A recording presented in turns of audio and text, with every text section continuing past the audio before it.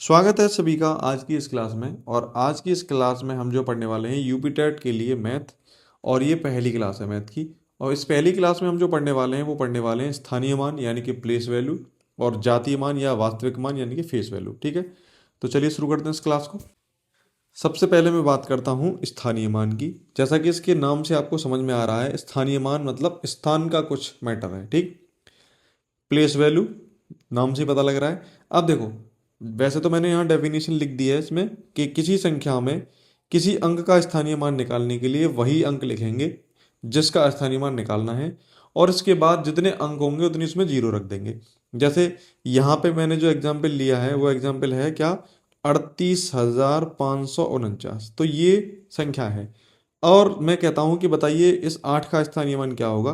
तो 8 लिखेंगे, जिस अंक के का स्थानीय मान पूछा जाए उस अंक को लिखेंगे और फिर काउंट करेंगे कि उस अंक के बाद कितने अंक हैं। तो ये 8 का पूछा था, इसके बाद कितने अंक हैं, एक 5 का है, एक 4 का है, एक 9 का, यानी कि 3 अंक हैं। तो बस क्या करेंगे, आगे 3 जीरो लगा देंगे। बस सिंपल है, इतना करना है हमको स्थानीय मान में। ठीक, जैसे इस संख्या में हमसे पूछा गया है यहाँ कि 5 का स्थानीय मान क्या होगा। तो 5 कहाँ है, ये रहा, तो 5 लिख देंगे। 5 के बाद कितने अंक हैं, एक दो, दो अंक हैं, जीरो बढ़ा देंगे दो।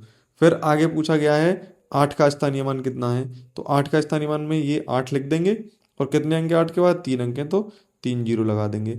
ऐसे ही पूछा गया 3 का स्थानीय मान, तो 3 लिखेंगे और 3 के बाद कितने अंक हैं, 1 2 3 4, 4 जीरो लगा दो, 1 2 3 4। ठीक है, तो ये क्या हो जाएगा, स्थानीय मान हो जाएगा।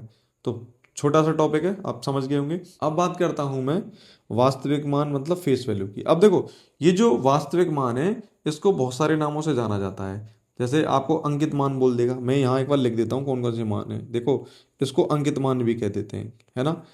अंकित मान कह देगा सवाल में, या वास्तविक मान कह देगा, या आपको जाति मान भी कह सकता है। क्या कह सकता है कि जातीय मान बताइए। और एक और मान जो है वो नाम जो है वो क्या है, वो है निज निज मान। तो निज मान भी कह सकता है। ठीक है, तो ये सारी चीज़ें हैं। अब अच्छा, इसमें क्या करना होता है, जैसे मान के चलो ये जो संख्या है, संख्या क्या थी, 38,549।